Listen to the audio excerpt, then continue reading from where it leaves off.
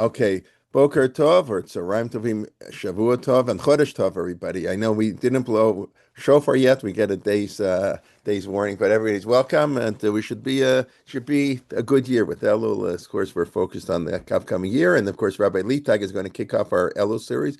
Got the many classes in ensuring basically every day of the week, and please got 3 Yemei Iyuns on Rosh Hashanah, Yom Kippur, and on Sukkot, and upcoming Sundays. This week, tomorrow, Ari Schwat is beginning his 5-part series on Tishrei, sort of a more sophisticated look on at Tishrei. Rabbi Shulman was not starting this week. He's going to start next week his series on Yonah. On Wednesday, we have 2 series starting, Rabbi Grossman on Kohelet and Yaakov Nagain on the Mishnah. They'll be taking a few Mishnayos relating to the Yamim Tovim. If you know Rabbi Nagain, he's a Rebbe at Yeshivat Otniel, a PhD in Jewish philosophy from Hebrew U. He grew up in New Jersey, and he's really quite an impressive person. He spoke for us at Yom Yun. Rabbi Leibtag, I presume you know him, right? Yeah, he's Rabbi Genek's nephew. Yeah, correct. Okay, Rabbi Genek from the We OU. were in yeshiva together, I'm sorry. Oh, very nice. and I Okay. gave him smicha of Ora as an expert to teach Rav Cook. So, Okay. Yeah, he good. really has a lot of, so that'll be Wednesday at 1 p.m. So we got 2 on Wednesdays, 11 a.m. and 1 p.m. And Shuli Mishkin is going to start also next week, not this week. And I'm going to do one last class for now on the Siddur, and then I'll switch to the Machzor next week. And then a regular Parsha Shir. That's the schedule for this week. So I took away a couple minutes from Rabbi Leibtag. He'll add it at the end like he always does. But it's always a pleasure to welcome Rabbi Leibtag, really one of the pioneers, since it's a newsman of Torah online and Torah on the internet, in the days when it wasn't so popular. So Vakasha, the biblical roots of Teshuva from Adam to Ahab, and 10 points if you can figure out what Ahab has to do with Teshuva. Okay, Rabbi, it's all yours. That's exactly my introduction. Okay. Okay. So it's the month of Elul, and we're doing this series on the 5 books of like the theme of every book and how everything in Chumash, each book has its own theme, but there's a mega theme of all Chumash. But for Elul, we're going to take a break from that theme and take a bigger theme, or a more general theme in Chumash, not the only theme, but a big theme, the theme of Teshuva. Even though it doesn't seem to be a major theme, I want to show why it is. We're going to focus on the theme of Teshuva, and we'll start from Sefer Breshit, and then we have 4 classes. You saw the titles. Today will be Breshit, next week Shmot, then we'll do Navi, and then we'll do Piyutim maybe. But actually, I want to show you my inspiration for the title, okay? I doubt if anyone understood the title, but everyone will understand it after we get to this Piyut. This is I'm sure most of the people are familiar with it. It's Piyut. It's one of the Slichot from Tzum Gedalia. We do it during a certain Tshuva. But it's real easy. Horeita Tshuva, Horeita Derech Tshuva. By the way, the word Horeita, where do we have that in Chumash? Horeita Ladat. Remember, Ata Horeita Ladat, Ki Hashem Elokim Einod Mevado. Anyone know where that is? Probably in Sefer.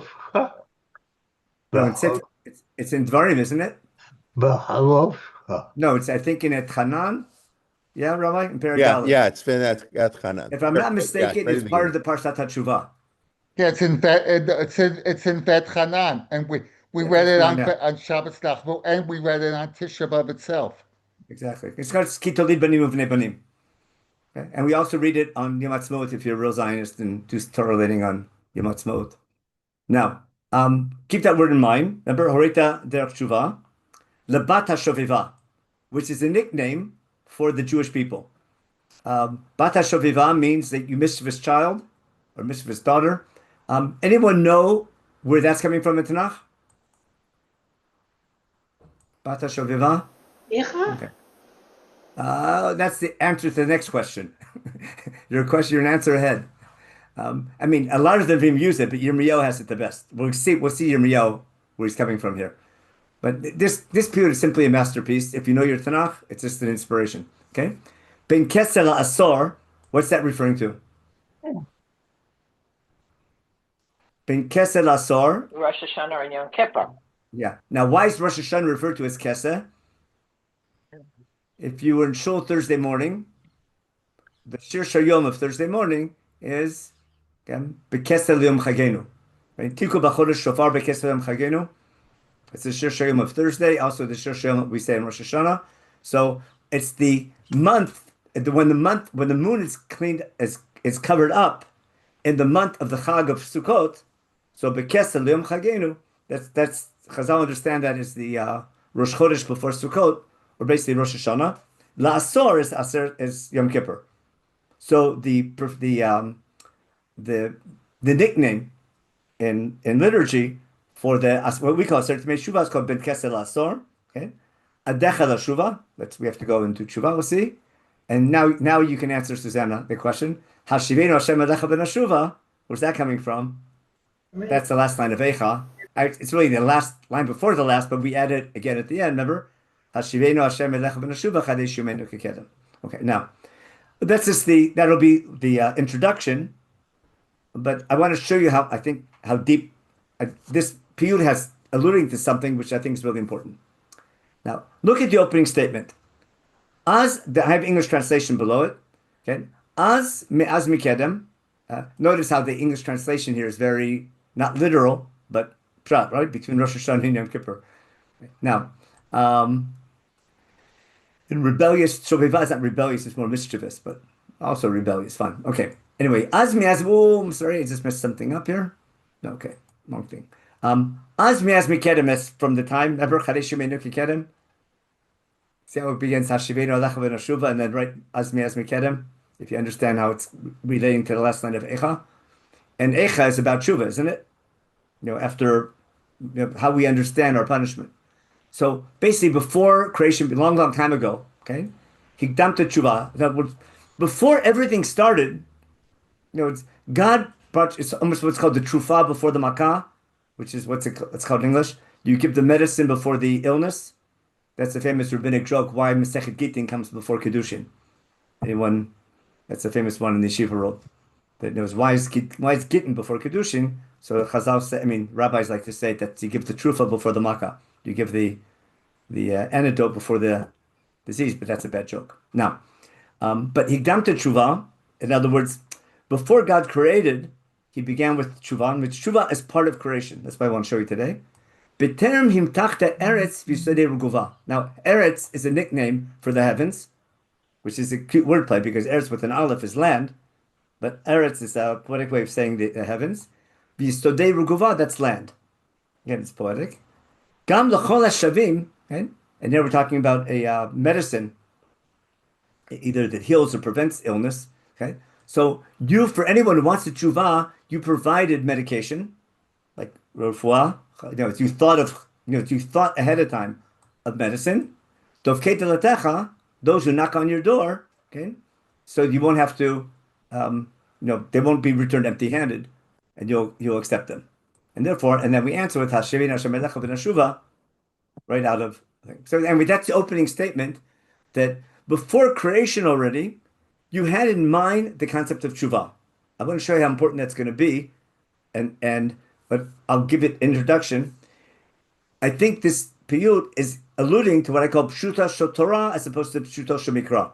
Pshuta shemikra is a simple meaning of the verses, and pshuta shotorah is a mega theme.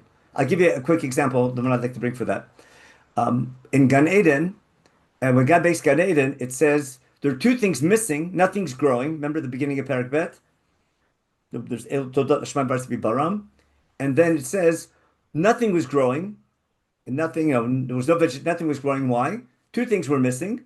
There was no matar, Hashem lo himtir, and there's no man to work the field. B'adam ein lavod adama. Remember Parak Bet pasuk Dalet and Hey and Vav. So nothing's growing because there's no rain, there's no matar, and there's no man to work the field. So Rashi brings up the question, and quotes the Midrash, what do you mean? Things grow without humans. Things grow beautifully without humans. So Rashi says, we need man to pray for rain. We need rain for things to grow, but we need man to pray for rain. Adam ein lavod adama means we need man to pray to God, and that will allow man to give, that will enable God to give rain. That's going to be I'm going to call that a mega theme in Chumash, even though it's that simple pshat of Psukim. We'll see why. We might even get to that later on. Now, so that's the opening statement that God planned this ahead of time. Now, look who the first character is going to be. Hein Rosh Afrod Tevel Asher Rishon Notzar. We're referring to Adam HaRishon, okay? The first man created. So we're referring in a poetic way to Adam HaRishon. V'nisito b'mitzvah kala v'oto lo notzar. Okay? You tested him with a very simple commandment, and that he didn't keep. Now, why is the piyut using v'nisito?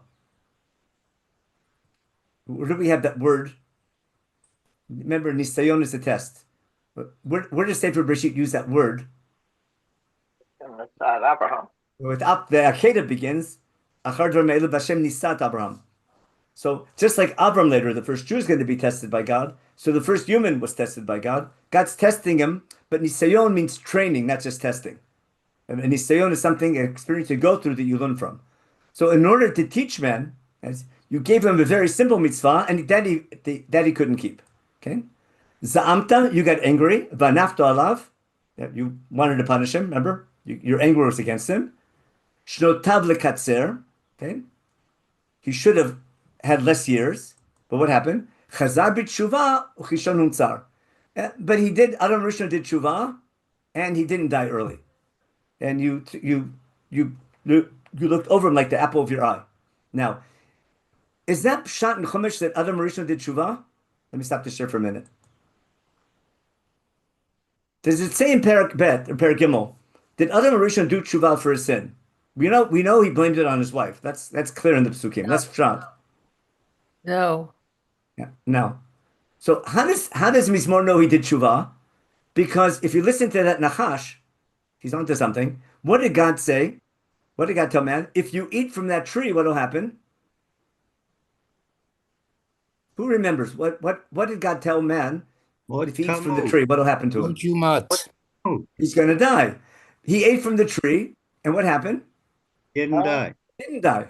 So what does the Mizmor infer? Why didn't he die? He must have done tshuva. You understand? No, it's because God said, you eat from the tree, you're going to die. In the end, I think he lived 930 years, didn't he, Adam Rishon? He left a long life. And God made, remember that, made sure. Basically, he lived for a long time, Adam Rishon. So what does the piyut assume? If he didn't die after disobeying God, even though God said, mot tamut. Now, the classic answer is you will ultimately die as opposed to being eternal. But it could be, it really meant the second you disobey God, you'll be punished right away, midat hadin. The fact that he lived longer, the piyut assumes he must have done tshuva. You understand what the piyut is doing? And he's saying the story about Adam Rishon is already telling you that the first man that God created, God tested him and didn't say he wanted him to sin, but assumed he's going to sin. And the goal of the mitzvah was to get him to do tshuva. Again, it's not pshuto shemikra.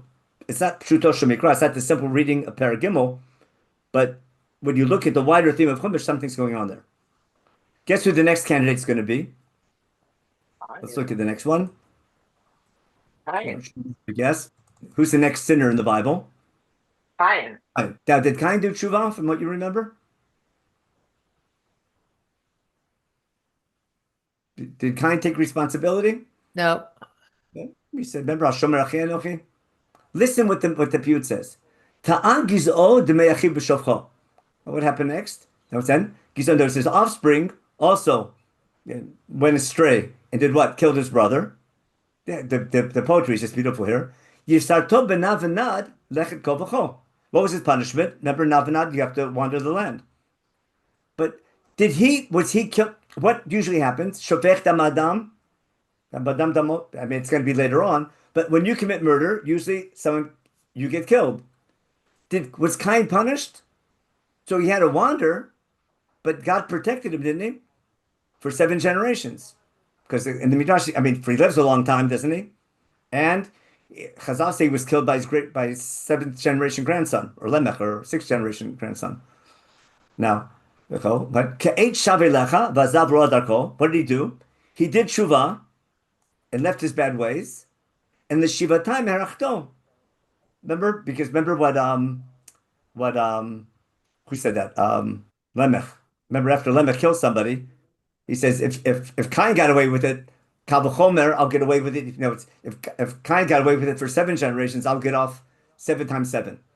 He's sort of boasting, and he doesn't care that he sinned. That's all class there. But but if God let him live 7 generations, what must have happened? He must have done tshuva. You see what the Mizmor is doing to the two stories? He's reading between the lines of the story, not based on what it says, but based on the result. Because Cain did say, Gadol Avoni Minso. but he didn't say, he said, I can't carry the punishment, but it doesn't say that they didn't admit his guilt. Now, I agree with you that he says my punishment is heavy and I can't, he doesn't like his punishment. He complains about his punishment, but this midrash, this pure assumes he must have done tshuva. Now, if anyone remembers, does Chumash explain why Cain's present wasn't accepted? Okay. Shabbos giving a share. Okay. And does Chumash say why? No. Now, have you ever heard a reason why? No. It implies Haloim Teitiv Se'et. No. Before then, though, that's the right answer. I want the wrong answer. Remember, what's the classic difference between Cain and Hevel's korban? It was this week's parsha a little bit. Right, animals versus agriculture. Oh, that's a classic one when you get to end with what's the better profession? Milchos Soro. But The choice. but I remember, yeah, because Cain brought from the firstborn, from the best, and Cain just brought, I mean, Hevel brought, I'm sorry, from the best, from Bechor Tzono, and Cain just brought me Pri Adama. And people say the tikkun is Reshit Pri Adama later. Idea. Yeah, Gerald? It was You're kind starting me off in a kind of in a conflicted way. If tshuva is so central, why are we kvetching around in these sentences and these dark recesses? You can ask a better question. I'm having a disconnect here. Okay. You're starting me off proving the point that your tshuva question not is so exactly my whole central in point. the Bible, huh? What does Chumash want you to do? He wants you to search. You understand? Chumash wants you to discover it. So we did this many times, like at Har Sinai. The message is the media. Now it's the reader studies the story and should be confounded. Why did Adam get away with sinning? How come he lived so long? If he sinned, if God said you're going to die, so you read between the lines, he must have done tshuva. Living that long could also be a little bit of a It could also be a punishment. Okay, depends if they have Medicare. Now but what I'm getting at is that your question, at my point, is exactly what the Midrash is doing, saying Chumash is up to something because Chumash wants you to study the text, study the story, and reach a conclusion. Keep your question in mind. It's going to be key because every single case we're going to have here, it's not so obvious they did tshuva, but when you read the text carefully, there's room to understand that. Okay, and why? Because again, why does Cain live so long? He must have done tshuva.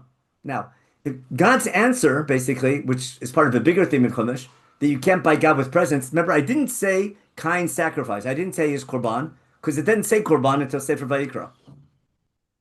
Right? He brings a mincha, he brings a present to God. And the question, why is he bringing a present?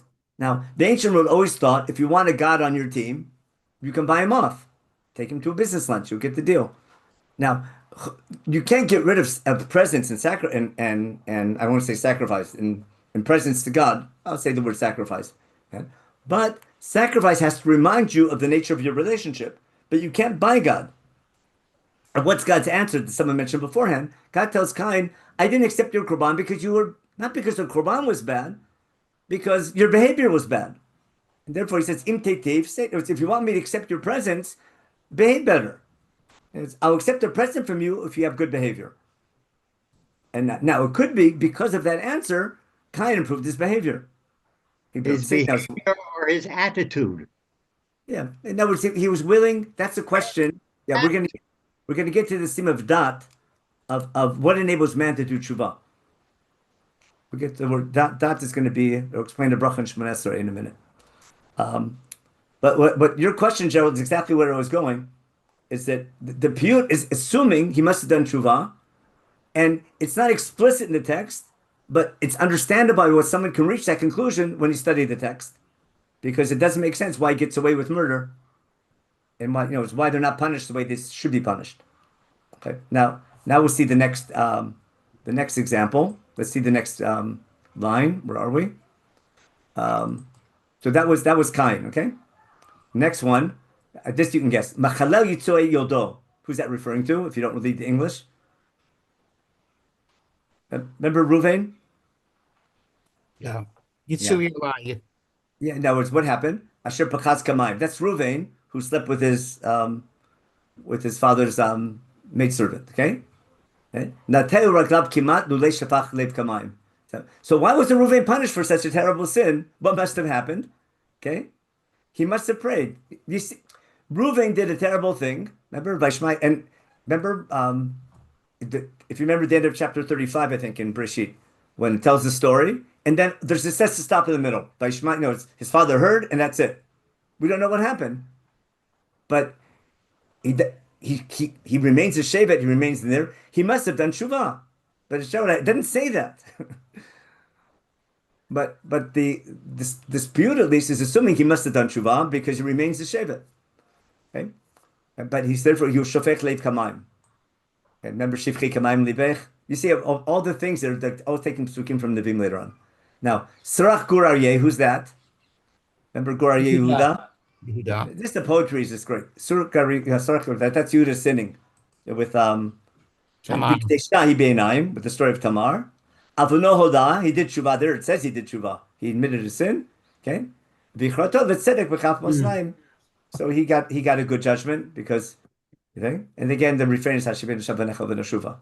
But what is more pointing out? How come there's so many stories in Sefer Breshit about sin and punishment, but not receiving the punishments people should have had? It's not the fact that man sins and God punishes, but man sins and God should punish. But we see people getting away with that. So there must have been tshuva. Okay. Now, so that's Breshit. And now, where do we jump to? Paratz Gidrot Olam Ben Omri Beresha. Who's that referring to? Who's Ben Omri? Ahab. I don't know Ben Omri. That's Achav. Okay. Remember he married Izebel, he brought in idol worship. He was like the worst. It's what's called Poretz Geder. It's a famous saying in Chazal when you go off the derech. Okay, that's right. Sameh Sharim Chashak. Remember, Bosif Achatato Pesha. Okay, he brought in idol worship. Remember of the Baal Asherah with Izeva, and he also sinned. We'll see with Kerem Navot. Remember. Now he should have died. Remember, Karatek Zardino v'Shuva b'Livsha. But there he does the tshuva. That story actually is in Sefer Malachim, in the story of Nabal Karmeli, and he does tshuva, and God gives him a couple more years. Rucham K'modev Ozev Ubachan Nosha. And then God already, he admitted his guilt, and therefore God saved him. So now remember, the Gemara says Ahab doesn't have olam haba, but on the other hand, in the text, he actually does do tshuva, and God puts off his gzar din for a couple of years. Now you understand my title from Adam to Achav. I just used that title because I was inspired by this period. Okay. Now, there's one more which is not about Jews. These are the only time that people listen to Navi is the story of Yonah. Shanu l'shonam kechetz anshe ir agdola. That's in Vei. Shegunam sodam rabu adamala. Okay. Titcha chazon afichatam achazam retet b'chalchalad. They did tshuva because they heard what's going to happen to them. They did proper tshuva. Okay. V'zei chesei chodecha nitkabla. Okay. That's mamish. When it comes to goyim, it's pshuto shemikra. They actually did real tshuva, and that's explicit. Did they keep to it? That's something else. Okay. And then how do we end it? This story we end with the tefillah, like most of them do. Like most of the people end with the last line is the tefillah. So who's bochen kloyo b'lev? God who knows the innermost part of our hearts, in our kidneys. Okay. Nezar b'gvura. Okay. He knows that we can go in the right path. Even if we have a lot of sins, etc. Okay. Therefore, now please, for your sake, help us do tshuva. Asot tshuva kshura. Now, that was the piyut that was inspired by title, and what I think this piyut is saying is an underlying theme in Sefer Bereshit. I want to go back to even before Adam Rishon, and talk about the theme of Eitz Hadat Tov V'Ra. Now, I hope I'm allowed to quote a Nachash, because I'm assuming God puts words in his mouth. But what does Nachash say? If you eat from the Eitz Hadat Tov V'Ra, what will happen? Who remembers? He says you're not going to die. What we do? Highly olam. No, he says You'll be lo motumutun, because what'll happen if you eat it? You'll be like Elohim Yodea Tov Ra. Let's take a look at it. I'll share my screen for a second. Bereshit, where are we? I'm assuming you know these psukim, but let me find here. Is this it? Is this that? No, I don't want that. I need my website. Give me a second. That's Acrobat, Teshuva. I put in my calendar. Okay, probably that's where it is. Not my calendar, but we want Genesis. Okay, Genesis. We're talking about what chapter? Chapter 3, right? Listen to good old Nachash. Okay, he says, and you really got to say you can't eat for Ken? What's the Nachash say? Lo mot tumutun. That's a whole how to read this question. Okay. Ki yodeh. Remember this word? Ki yodeh Elohim. See the word play? The day you eat, It's got yodeh Elohim. you Ki open b'yom it, achalcha mimen you nivchu have einechem it. veitem kelohim yodeh tov v'ra. Now, was man like God beforehand or not? In creation, what was man? He's b'tselem Elohim. In the fact that he's creative. Now, how do we know that God is yodeh tov v'ra?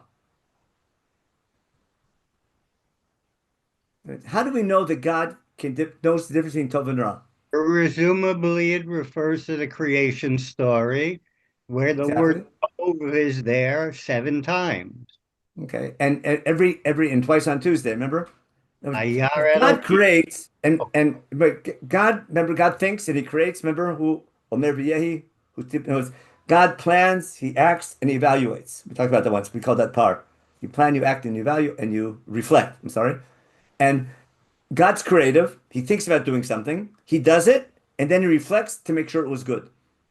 Now, then He makes man with creative ability. But we know if God sees something as good, that means it could be bad. So it's clear that if God does something that's good, He knows what bad is. Now, when man eats from Eitz Hadat, that gives man the ability to be like God, not only in his creative ability, to be able to reflect on what he did, whether it was good or bad.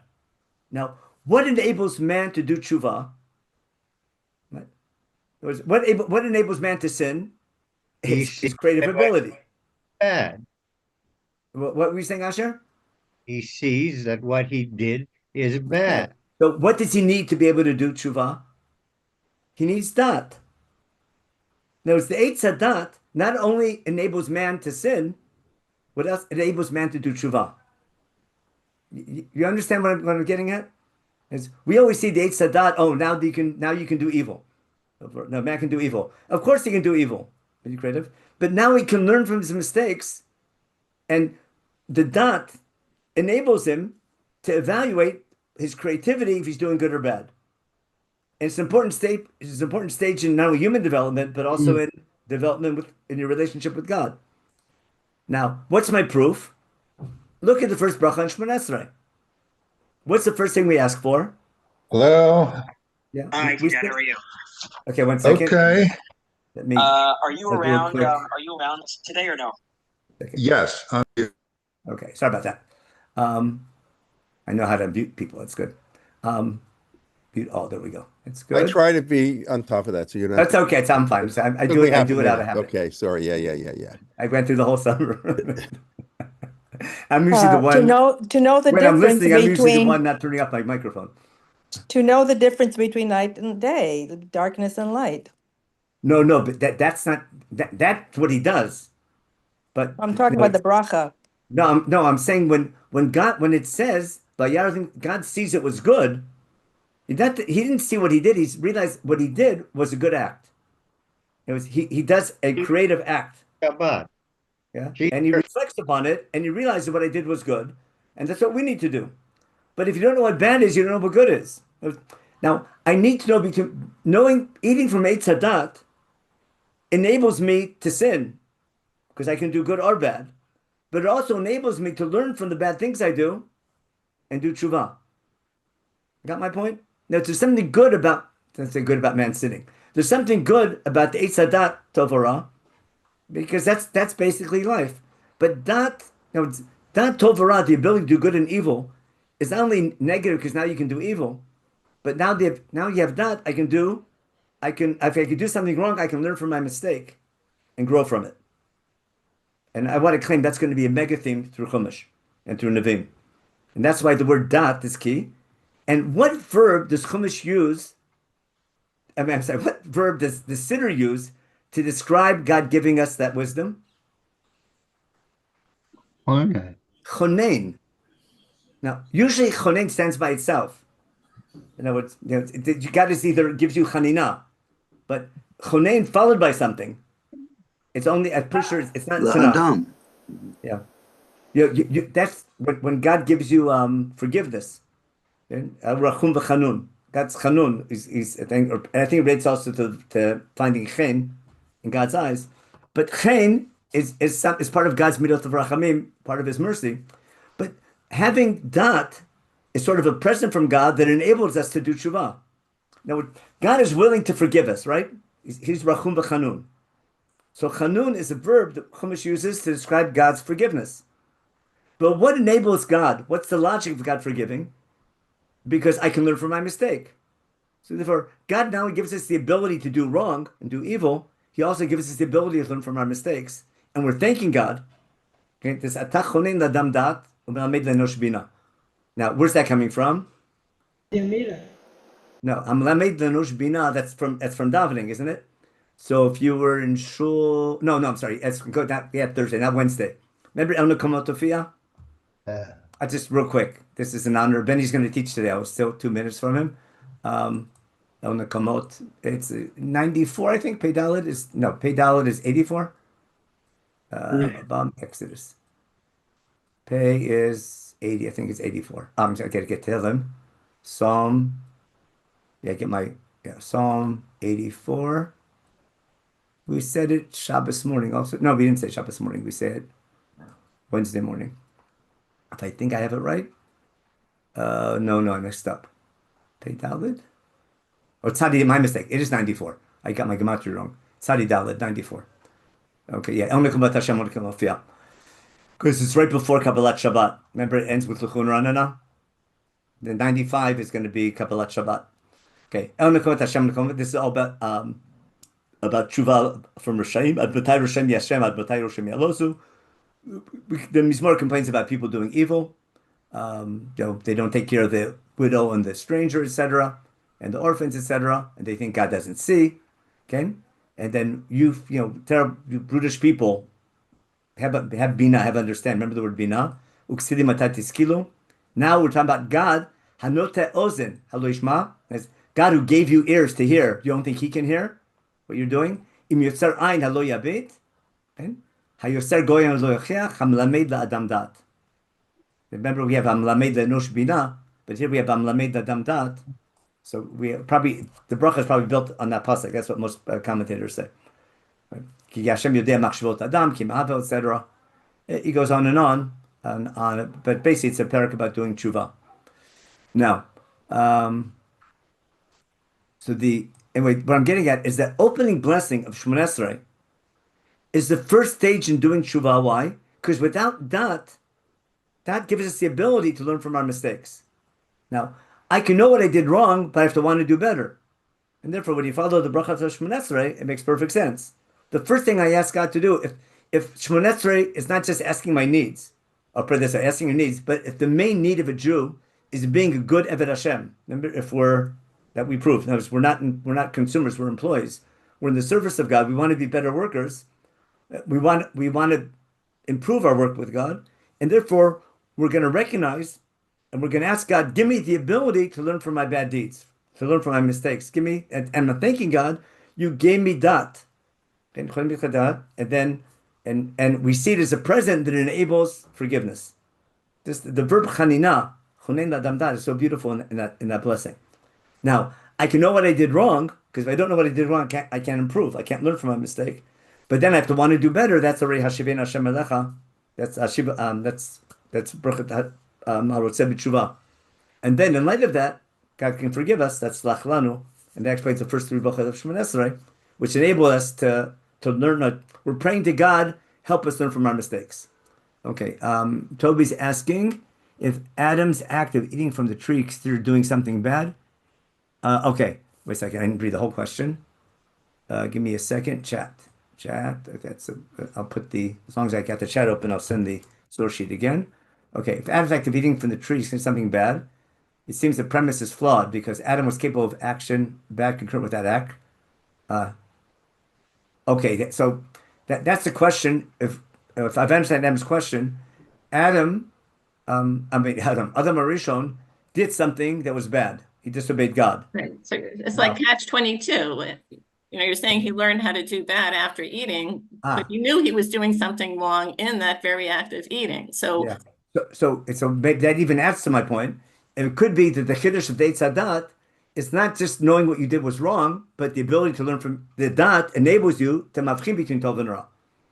It was the ability to learn from your mistake and grow from it. That might be the bigger part here. It was man sort of growing out of. What I'm getting at is that story is coming. Again, I'm not sitting back and judging Adam Arishon as a person. I have no idea what actually happened. But what I learned from the story, remember, we don't study what happened, but what's written in that story, that Eitz Hadat enables man to be able to reflect and not only realize he did something wrong, but he can learn from his mistake to do better. And that's why the story of Eitz Hadat is so important as the opening story in Chumash. Now, let's go back. Rabbi. Yeah, go ahead.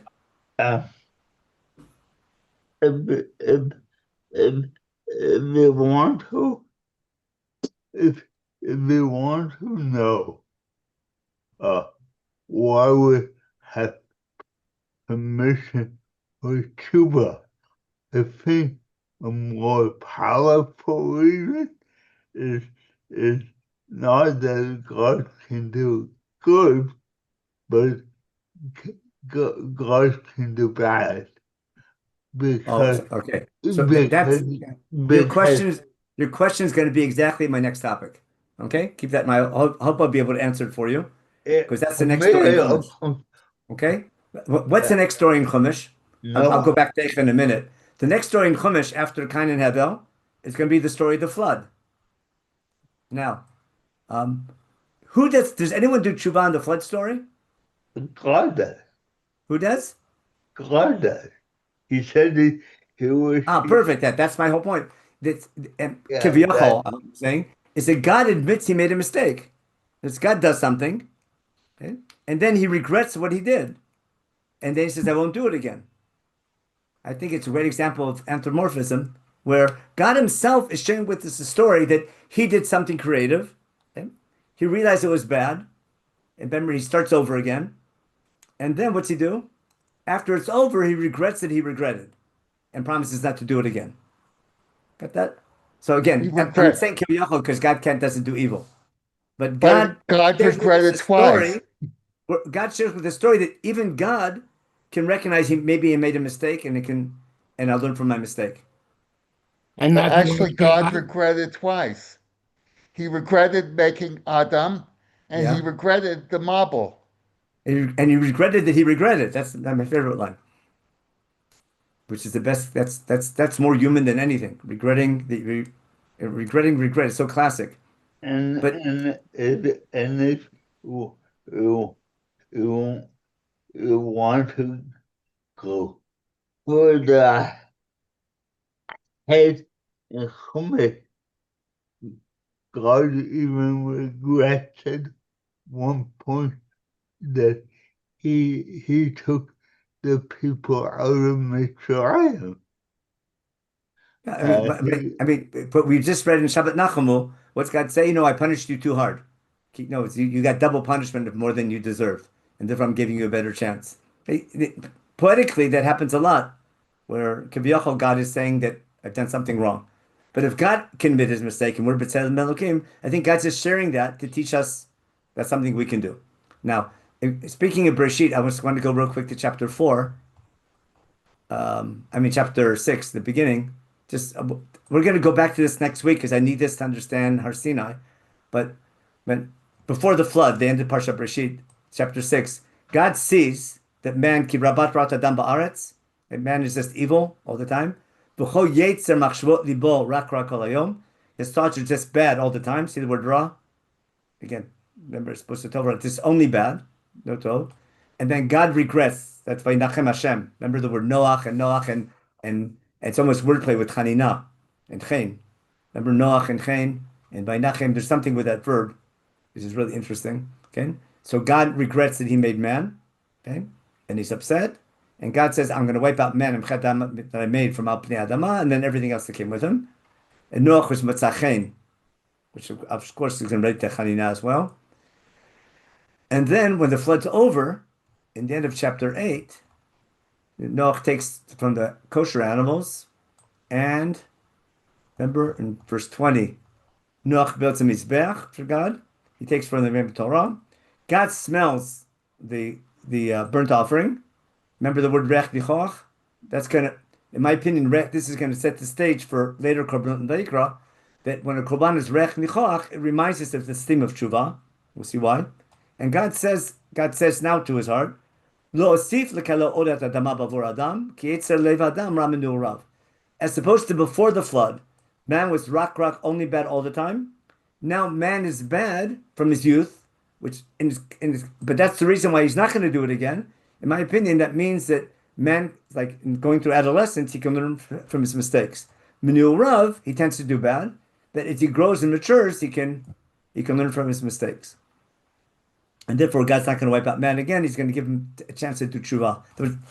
The flood, the covenant that God makes after the flood, his promise of not to start over again, enables the role of tshuva. Now, I'm not going to continue that now because that'll be our topic next week, with the difference between the first luchot and second luchot and God's attributes of mercy, because there'll be a beautiful parallel between the flood story and Har Sinai. So I'm going to go back to this next week and try to explain it a little bit better. But I'll understand this much better in light of what happens at Har Sinai and how Chumash is setting the stage for that.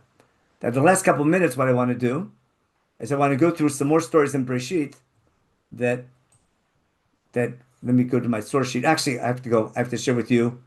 Actually, I'll go through Breshit real quick, and I want to get to Yirmiyahu. Let me share my source sheet again. Where are we? Here we go. I'm going to go back to Yirmiyahu in a minute. The last night that we talked about. I want to go through. I'll do this in a second. So we discussed did Adam do tshuva about Cain, okay? And the Piyut assumes that they did tshuva because they don't get punished the way they should have been punished. We did that. Now, in the stories in chapters 1 through 11, which are universal, when God's upset, He says so. It's clear when God knows when man does something wrong. God either confronted Adam and Cain directly and had a conversation with him. Dor Mabu, he just destroyed them, but it's clear that God's upset and He makes his decision afterwards. Migdal Bavel, we have to deal with. We don't have time to deal with it now. Maybe next week a little bit because it relates to Har Sinai as well.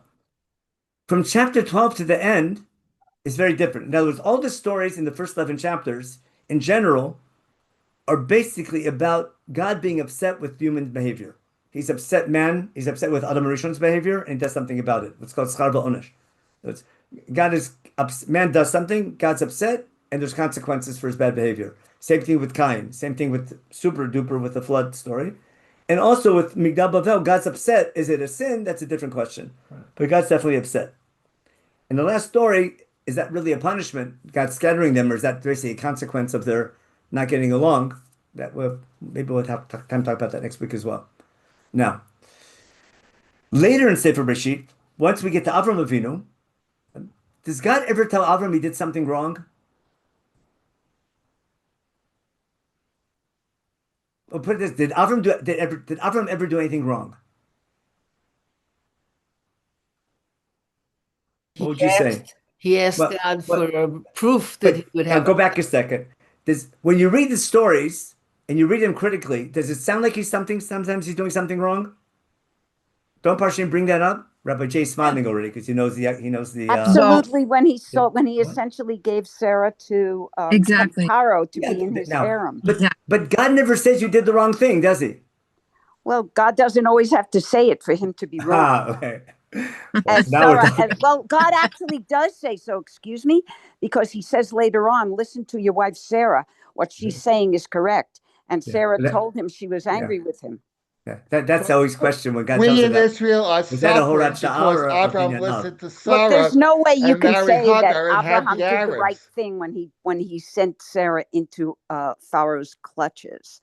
Yeah. So we can I mean, assume you because we're can say there's moral Parshim who do beings. that beautifully also. And But listen, Ramban also said, Avraham but listen, Avinu katachei Sandra, gedolah. what you're saying is exactly where I'm going. Why? Okay, great. Because it doesn't, God never says you did something wrong. It's quite clear God's unhappy with Adam and Rishon and with Cain and with the Doram Aflaga. Now, Avram does things, and it's not so clear he did something wrong. But when he continues through Sefer Bereshit, right, God never says you did something wrong, but do the stories allude to maybe something was done wrong? Right? Let's jump to Yaakov. Did it say Yaakov did the wrong thing when he lied to his father? Or Rivka did the wrong thing? God didn't say you did the wrong thing, but is the story screaming they did something wrong? Yes, of course. Now, if God doesn't talk to us, but God's involved in our life, how does God talk to us when we do things that are wrong? That's the question. Do we look at events and say, is God talking to us through historical events, either in my own personal life or more so in our national behavior? And is God, when bad things happen, and we can find, and we search, we use our dot and say, hey, maybe God's teaching me something. Do I need to do that? Is this going to be how God's going to talk to us? Because what's really neat in Bereshit, God talks directly to Avraham Avinu, has two conversations, two dialogues, and then makes some promises. He talks to Yitzchak, but there's no dialogue. He talks to Yaakov, but no dialogue. And to the Shvatim, he doesn't talk at all.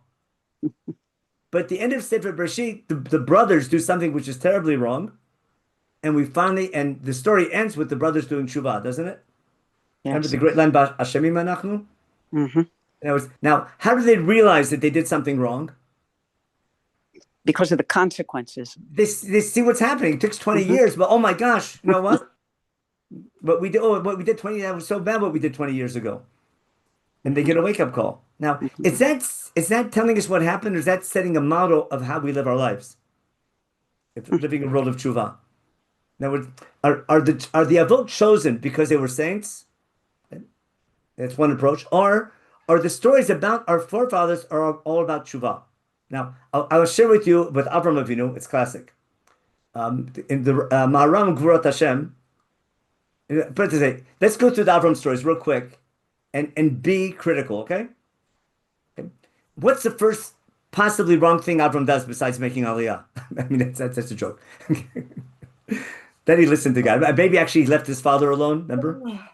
Yeah, it could be already. Yeah, if do you leave your parents and make Aliyah?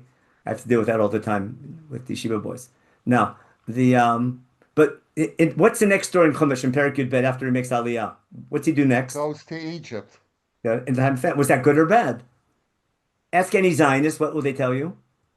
You don't leave Eretz Yisrael in times of trouble. No. Do I learn from Avram Avinu? It's pikuach nefesh. I can't somech on a nes. I can't depend on a miracle, and therefore I have to do what's normal. And I learned from Avram, I need to go to Chutz La'aretz when my life is in danger, and I need to possibly put both of us in danger to save our lives. With the story with Sarah later on. But when Avram goes down to Egypt, I can be really critical if I want to be critical, isn't it? But God didn't say you did the wrong thing. In fact, Avram gets rich from it. But what do I learn from that story? I'm saying when I read the story, and going back to what Gerald's saying, if I look carefully, I could be critical. And the question, is there a consequence? Keep that in mind for a minute. The War of the 4 Kings and 5 Kings, did he do something wrong? It didn't sound like it. I mean, he won a war, he helped his brother, but the rabbis find a sin there, don't they? And in Brit Ben Tarim, remember, God tells him you're going to go through hundreds of years of slavery. Is that a punishment? So, Ma'aram Gvurot Hashem, like half the book is on this topic, asks the question: why does Am Yisrael have to go through hundreds of years of suffering in someone else's land? Why can't Avram make Aliyah and become a nation and fulfill the promise of Lech Lecha? So he goes through all the events that happened before Brit Ben Tarim and looks for something Avram did wrong. So in Perek Yud Bet, Avram leaves Israel in the time of the famine, right? And therefore, what's going to happen? Because you did that, your offspring are have to go down to Egypt and suffer through famine and going to be, oppressed, but they'll leave with great wealth. And I said they see Avram going down to Egypt as sort of a paradigm or a foreshadowing of Shibud Mitzrayim and getting out of Egypt, because it follows the story. Now, then in the next story, when he, did he do the right thing when he offered Lot to leave? When he told Lot, well, let's split, and Lot ends up in stone, was that the right decision or wrong decision? The Maral doesn't bring that one, but the next thing the Maral brings, what did he do wrong? When he went to war against the 5 kings, anyone remember what the rabbis say he did wrong? Who did he take to war? He should have tried to preach to the Sodomites to get them to do Teshuva. Okay, that it doesn't say in the text, but He took his students away from their learning or something. Yeah, that's what the Maral brings down. That he and Yishmael could have done it together. I mean, he and Eliezer could have done it on their own. But why did he take his yeshiva bachrim, there's 318 disciples, take him out of the Beis Medrash to go fight a war? Okay? So he was Mevato, let's go, Tinakot Shabbat Rabban. That's the reason they bring down. And the best one they bring is, why does God say, you'll be offspring? When God told Avram, I took you out of Egypt, remember? When Avram asked, because you doubted God, what's your punishment? If Avram didn't ask, if Avram didn't doubt God or ask that question, he wouldn't have had that punishment of going hundreds of years of slavery. Start questioning God and his ways, you're in trouble. Now, that's classic Midrash, in my opinion, where each idea is a true idea. You shouldn't leave Israel in times of famine just because, out of convenience. That's already the story of Megillat Ruth. And you should respect, sitting and learning, and don't, waste time on stupid things when more important things to do. And also, you shouldn't question God too often. But each one is right. But is that really Pshat and Chumash? I really doubt it. But what Medrash is doing, it's using stories as a springboard to teach ideas of Teshuva, which to teach ideas which are true, even though they're not Pshat in the story. Now, the next story, chapter 16. Remember when Sarah, there's Inui to Hagar, Batanea Sarah, and she runs away, and Avram lets it happen. Is that good or bad? You can question that for sure. Brit Milah, remember he questions God there as well. Remember he doesn't believe it. Chapter 18, already that's our story with his argument with Stone. That seems to be okay, but maybe it's not right to question God again. Remember Hashofet Korsei Mishpat. You could say that there. Then we have the story with after Yitzchak is born, when when Sarah sends Hagar away, and Avram listens to, what do you call it? And God tells Avram to listen, but does Avram send her away properly or not? Does he give her enough supplies? And remember, she almost dies on the road. Saves her. Making the treaty with Avimelech, was that good or bad? Famous Rashbam saying, that's why he had to suffer through the Akedah, because he promised the land of Israel to 4 generations to Avimelech. What I'm getting at, in every single story about the Avot, I'm going to run out of time because I want to get to Yirmiyahu. All the stories, when I read them until I get to Yosef and his brothers, I could find something negative, but God doesn't go and say you did something wrong. But the story, there's so many tragedies in those stories. So many things go wrong. Remember Yaakov being cheated by Lavan, etc. Trickery, getting back with trickery and things like that. There's so much. The two Ahuvan Snua. One Rivka loves Yaakov, Yitzhak, like that, and then Yaakov has 2 wives, Achad Ahuva, Bachat Snua. There's so much drama going on that it seems like there's consequences for bad behavior, but those are things you have to realize on your own. But they're open. Now, when it gets to Yosef and his brothers, you can't miss the theme of Teshuva, and they realize it on their own. That's what's important about it, and they do something about it. Not only admitting their guilt, but they try to make up for it. Yehuda takes leadership. Yosef says, look at the good side, tries to unite the family. Right? That's already theme in Breshit. Now, I want to go back to Bat HaShoviva, back to the Piyut, and just share with you just some beautiful lines in Yirmiyahu, okay? Where they're all coming from. Remember, we had Atarit Ladat is from Parshat Teshuva and Dvarim in Perek Daled. Bat HaShoviva. So Yirmiyahu, what do you call it? I'll just do, I'll open up Yirmiyahu real fast. Here we are. Yirmiyahu chapter 3, it should be. I just put the psukim in the source sheet. I didn't want to copy them all. Here, in Pasuk Vav. Okay. God tells him, I make this bigger. Pasuk Vav. God tells him in time of Yoshio, you see what Teshuva Yisrael is doing? We'll talk about who the name is. Okay. What did the northern tribes do basically? They went a very high hill and they went after idol worship. Okay. And they were punished. And then Judah saw what happened in their punishment. Okay? And did the same thing. And therefore, if Yehuda did it, if Yehuda was Boged, I need to give Yisrael a chance, and therefore he's going to call the 10 tribes to come back. That's a background. Therefore, go out and call these things to the north, to the 10 tribes who are exiled up north, and tell them, Shuva Mishuva Yisrael Menachem. We want Israel to come back, call her name Mishuva Yisrael, come back. Okay? And don't worry, because I'm a chassid, and God's with you. I'll keep to my covenant. I won't go against you forever. Okay? But when you return, recognize your sin. I punished you for a good reason. I want to bring you back, but recognize what you did wrong and do tshuva. Okay. Now here's the big line. Shuva banim shovavim, which is a big sign. That's a big line that Chazal use for Elul all the time. Shuva banim shovavim nu Hashem. Okay. Because I'm going to bring you back, but not everybody, but 1 or 2 from a city and 2 from every family, etc., and bring you back to Zion. And I'm going to give you good leaders, etc. And you'll come back and you'll come back at that time, and Jerusalem will be called the seat of God, and things will go back again, and all the names will come for God's name. We're going to reach Isaiah's prophecy of chapter 2, that all the nations will come and to find God in Jerusalem if we're doing a good job, if Am Yisrael doesn't go in bad ways. Okay. At that time, Yehuda will come, etc. And now we have to get to here. I'm going to read these psukim and then show you on the source sheet. Okay.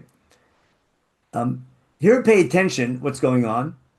There's a narrator. There's God talking and Am Yisrael talking. Okay.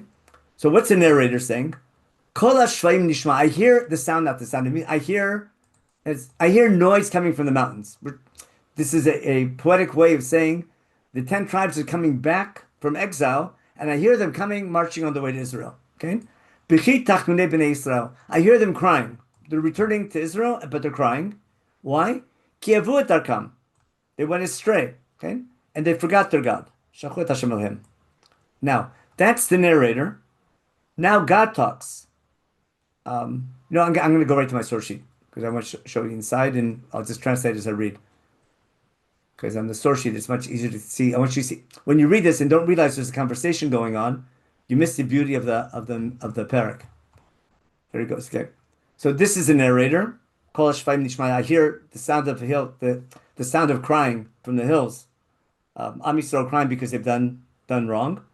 What's God say to them? The red part is God talking. Shuva banim shovavim erpam shuvatam. Return, my mischievous children. I'm willing to heal you and accept your tshuva. What do the people say? That's the yellow. Hey, we're there for you. The people come back and say, we're there for you. Okay. What's God say back? You're phony. Okay? No, God's answering back. Your tshuva is phony. You're lying. You claim it, but it's not really true. And what do the people say back? No,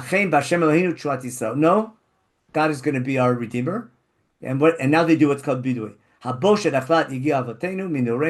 Right? We're embarrassed from all of our bad deeds. It's all of our suffering. We're embarrassed of it, but we deserved it. Okay, we're going to die in our what's busha? Busha in English is busha v'cherpa. Help me out, somebody. Busha. Embarrassment. Shame. That's okay. Shame. Okay. Forgot my English. Shame and embarrassment. Okay. Remember busha v'cherpa. Remember in Rosh Chodesh benching. Chaim Shem ben busha uchlima. And then ki Hashem Eloheinu chatanu. We've sinned to God. Not only we've sinned, our parents, our grandparents, from our youth to this day. But lo shamanu b'kol Hashem. Remember, mishmot tishmu b'kolid. Har Sinai, we didn't obey God. And that's the tshuva he's talking about. If I go back and open up my Tanakh, it's such a beautiful parak in Yirmiyahu. It's such a shame. That's the end of parak Gimel and parak Daled. God continues and says what? God continues, should have done more red and yellow. Im tashuv yisranu Hashem elai tashuv. God says, you want to do real tshuva? Come back to me. Okay, get rid of your bad ways. Okay, and when you swear in God's name, do it with truth, be'emet, b'mishpat and tzedakah. So we're going back to Chumash again. If we're chosen to do mishpat and tzedakah, and therefore, if you come back and do tshuva, not just saying I'm going to be God's people, but act as God's people and fulfill your biblical goal of being a nation, doing justice and righteousness, then vitbarchu b'goyim, then other nations, you'll bring blessing to the other nations. That's Sefer Bereshit, isn't it? That's the tshuva Bereshit, where for that purpose Avram was chosen. Okay, and therefore he tells them, go tell the people of Yehuda and Yerushalayim, dig it deep. It's plow the field really deep when you're doing tshuva. We use the analogy of circumcising the heart, like also from Sefer Dvarim. And then he goes on and on about saying, remember Sunis Tziona, that's the city Nes Tziona next to Rehovot, is named after this pasuk.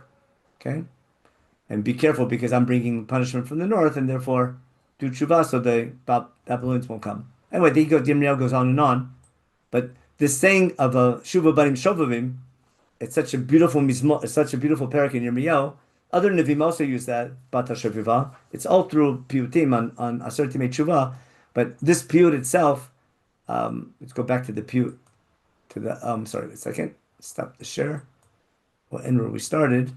Where are we? Share source sheet. There we are.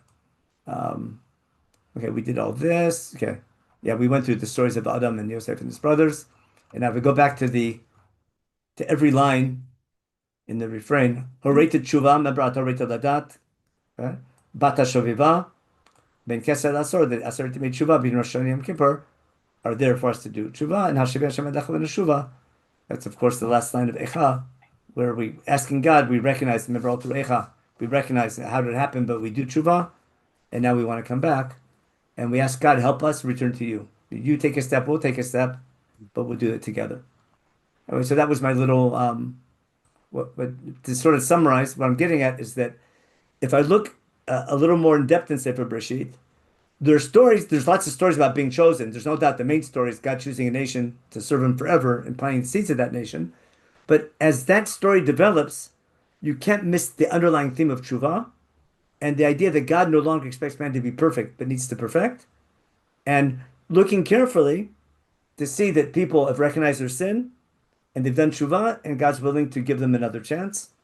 And just like God himself can make a mistake, can make a mistake and learn from his mistake and give another try, we can do the same thing. Not only but in our own opinion, but how we treat others as well. Remember, mahu rachum afatah rachum. That's if you're merciful to others, and God can be merciful to you. And building a society built on rachamim. But having that idea of dat, it's being chosen not just to be good and do good, but to be God's model nation.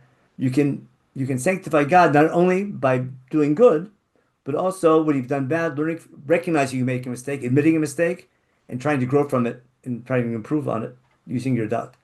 But that begins with admitting guilt, and that's why the most beautiful story in the beginning, when Adam Rishon blames his wife, that's why God's so angry with man. Instead of taking responsibility, you blame it on somebody else. It never happens nowadays. But back then, I guess it was a problem. We've all learned our lesson that we always take responsibility and we don't blame anyone else for our wrongdoings. Can I? Okay. Yeah, Gerald, go ahead. I'm not sold. Okay. Because all these ideas of tshuva come from Yirmiyahu in the rabbinic mindset, and there's a screaming absence of any language of tshuva and the actual experience of the people or individuals. Nobody does tshuva. And up until maybe Deuteronomy after Devarim, when Moshe Rabbeinu was teaching us the value and the importance, God is waiting for our return. All the languages of tshuva. It's not there in the individual stories. What? Yosef's brothers don't do tshuva when they say Av Hashem. They admit their guilt, don't they? Well, yes, they recognize. And Yehuda takes responsibility. And Yosef takes responsibility. Yes. That's a screaming exception to what the other things don't have. Okay, we'll call that tshuva. Call that fear, motivation, a whole bunch of other things. Lack of. I don't know how how listen, real it was. I agree with you. It's not Pshuto Shemikra. Totally agree with you. But my claim is Well, Pshuto that's Torah. fine. It doesn't have to be Pshuto Shemikra. Let's start from a place where it is, and then we can go back and read in all the other things. I value that reading of Adam HaRishon's Tshuva and this and that and that. But to start with that, it seems. No, but your question is my whole point is that what did the Paitan do?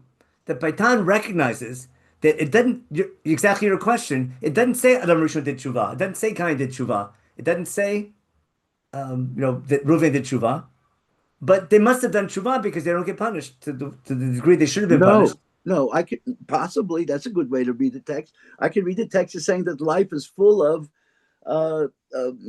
non-responses to your evil. There's constant evil and there's constant getting away with it. Okay. And the question is, we as Am Yisrael, we're trying to reach to a level of Kedusha. We have to understand that we don't want to live that way. We don't want to get away with murder. We don't want to get away with stealing, with Hamas, with all the other things that we do and other people do. Yeah. That's the glory. When bad things happens to us, do we blame others? Do we say maybe we did something wrong? But that's an accumulation of the wisdom of the dot of millennia, the bina, the dot of millennia. So after realizing that, and then rereading the psukim, the Piyut isn't saying that's Pshuto Shemikra. That's exactly my point. Okay. It's not Pshuto Shemikra. It's Midrash. But it's Midrash based on a deeper understanding of what Judaism is about, which is based on the Nevi'im. It's reading backwards. But we ought never to think that we're getting away with things. Our life, the life of holiness and blessing is dependent on utilizing our I would call it seichel, you can call it das, and saying this is not good. And that's fine. But I don't think it's enough in the Chumash, period. I agree with you. The rabbis are reading into it based on Nevi'im and their insight in life and what the Nevi'im are saying and what Dvarim says and consequences of people's behavior in Breshit. You can read between the lines of Breshit. It's not the main theme of Breshit, but it's an that's my whole point. That's what Midrash is about. That's Piyut's so beautiful. It uses this stories of Chumash as a springboard. Same thing with the Maharal does in Gvorot Hashem. It's not telling you that's why Abram. There's other reasons for Ben Abtarim, but it's using that question and trying to learn. We can learn from our mistakes. Okay. And as a way of life, I think it's a real important message, especially in Elul. Maybe the rest of the year is not so important, but at least in Elul we can do tshuva. But the key issue is not whether God the tshuva, it's whether he can experience regret. And those I think are two very different So I'll answer your question with the introduction next week. After God wants to destroy the nation after Cheta Egel, remember Moshe davens and would say, "Menachem Hashem al rasher diber." Remember, we know that from learning on fast days. "Menachem Hashem al rasher diber lasot lamo." Perek Lamed Bet. Did the people do tshuva? Did the Am Yisrael do tshuva? That's a good question. Moshe davens. That's exactly our topic next week. Where's Moses now that we need him? We're not doing the Ten Commandments. He gave us that we can read Nevim and infer messages from them. Could I ask one more question? Quick, because I have another Zoom at 7:30, so I gotta finish in 2 minutes. Okay. Thank you. In Noah, what seems to strike me about Noah is that it's unlike any other breed told in Tanakh, because there's no quid pro quo. Yeah, that's true. So that's again, every question of yours is exactly next week's share.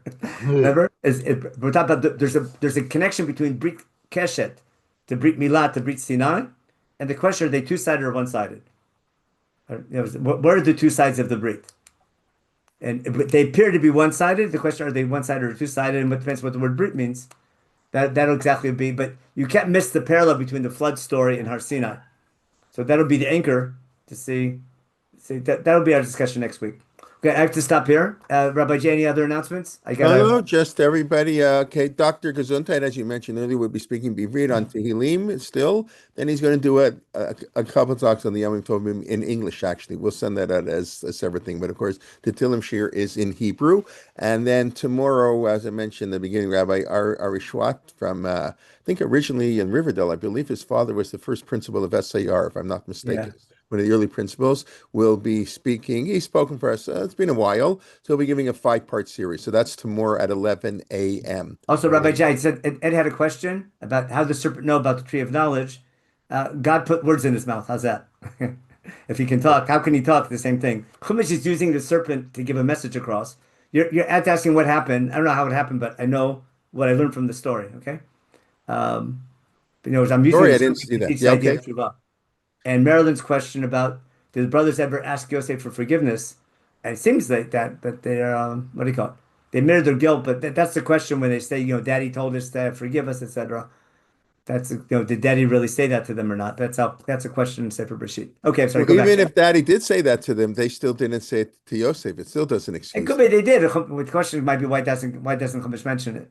Yeah, they probably didn't, of course. Most commentators they made it up, but okay. We want to know what happened. You got to go. You got to go. What happened is a different topic. Okay, but, I'll go. I'm going to leave, but you can continue. Okay? Yeah. Okay, I'm the host, so it's fine. Yeah, you can go. Okay, no, I was just telling everybody, sign up for all the classes, invite a friend, and okay, we should be a Chodesh Tov, Shavua Tov, and Shana Tova. Okay, we'll see you soon, please God. Be well, everybody. Enjoy the end of summer, at the last week here or so.